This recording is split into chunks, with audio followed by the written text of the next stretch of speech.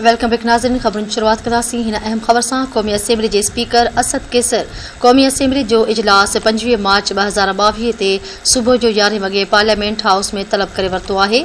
Speaker Asad Qaiser आइन जे article 54, 3 ऐं 254 तहत हासिल इख्तियार इस्तेमाल कंदे क़ौमी असेंबली जो इजलास तलब कयो आहे। इजलास अपोज़िशन पारां जमा करायल रिक्वेज़ेशन ते तलब कयो वियो आहे। ही इजलास मौजूदा क़ौमी असेंबली जो 41 इजलास हूंदो।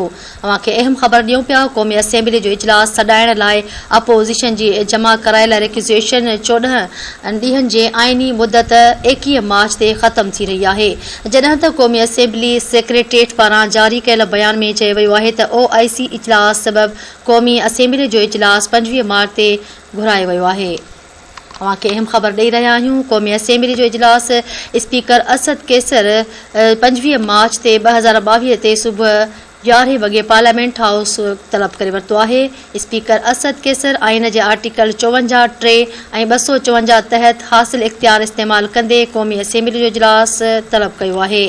इजलास अपोज़िशन पारां जमा करायल रिक्वेज़ेशन ते तलब कयो वियो आहे।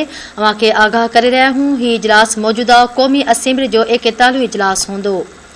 क़ौमी असेंबली जो इजलास सॾाइण लाइ अपोज़िशन जी जमा करायल रिक्वेज़ेशन 14 ॾींहनि जे आइनी मुदत ऐं 21 मार्च ते ख़त्म थी रही आहे, जॾहिं त क़ौमी असेंबली सेक्रेटेरिएट पारां जारी कयल बयान में चयो वियो आहे त OIC इजलास सबबि क़ौमी असेंबली जो इजलास 25 मार्च ते तलब कयो वियो आहे।